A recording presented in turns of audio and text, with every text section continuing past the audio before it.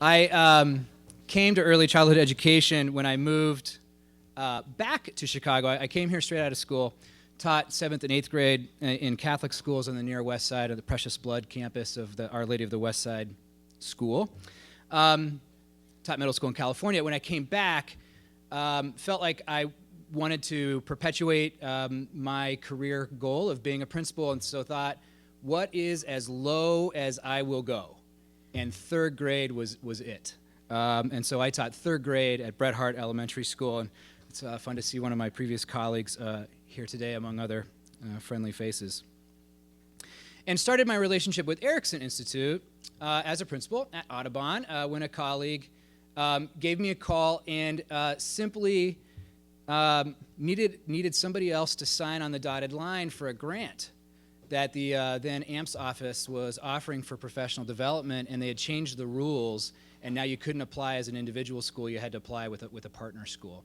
And so I was happy to sign on and take the $15,000 from the AMPS office to establish this partnership with Erikson Institute for what I thought would be focused exclusively on literacy learning in the early childhood, and really became much more focused on social and emotional growth and taking care of building community in our school, preschool all the way up.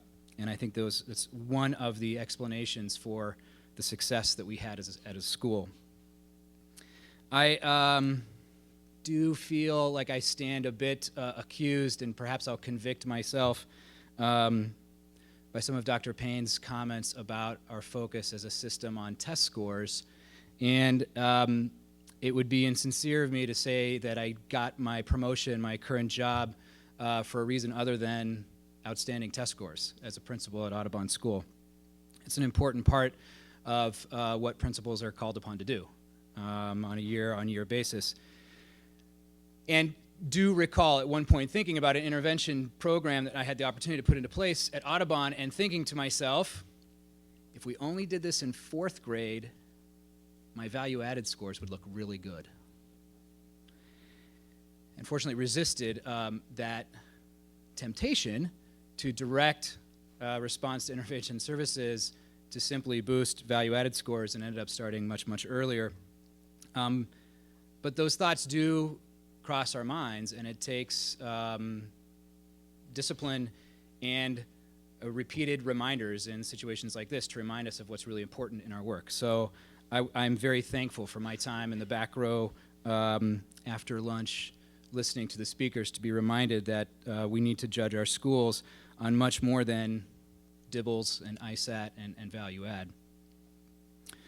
And so another thing that Dr. Payne noted was early childhood education and the role of benchmarks in benchmark standards. Now schools are being assessed by those. I think we have to be a little bit careful about what we ask for, because yes, it's certainly raised the importance of strong early childhood education in our portfolios of schools, and it's certainly begun the conversation in many places where it was not happening. But we also need to continue to ask ourselves, how accurate are these measures and how valuable are the skills that they do measure?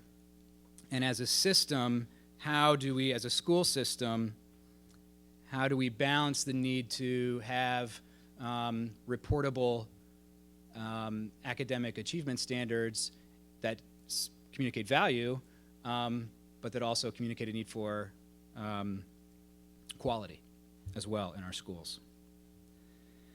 But academic achievement is unquestionably important for our children if they are to have access to high-quality universities, like the one that we have the pleasure of sitting in today, and careers that match their interests and their passions for learning, to quote the Audubon vision statement.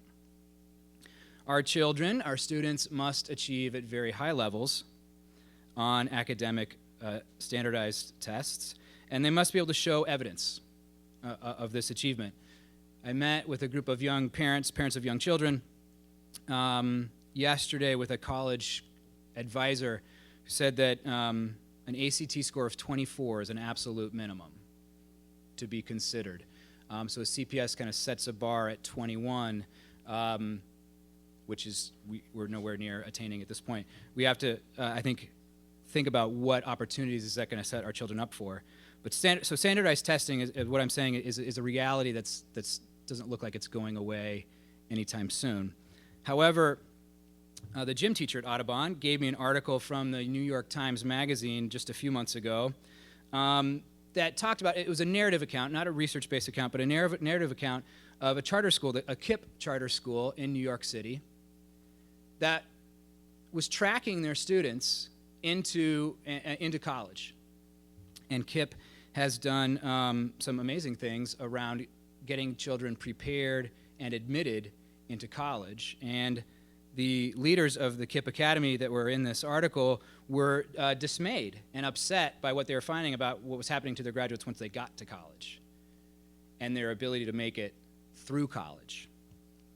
And in their own studying and researching and backwards mapping of student achievement, found that exiting standardized achievement scores were a fairly good predictor of college entrance, but a poor predictor of college success. And what the article was about were about the characteristics that young people need when they leave primary and secondary education and enter college. And what they found was that it had a lot more to do with perseverance, one of the words they used, grit, self-confidence, what we might summarize as social-emotional learning, and executive functioning skills were far more important for their future success than getting a 24 on the ACT. So as we think about the opportunity, and I think I would agree with what I think I heard Dr. Strike saying, that the Common Core state standards provide us with an opportunity to dramatically improve education across our city.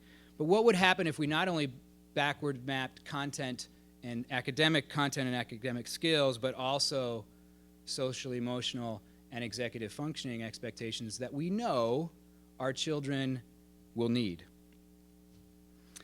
So I'm not in the position today to offer any answers to that, but rather to lead a conversation around that, which I will do as soon as we hear from two speakers that have tremendous amount of expertise to share with us in this area.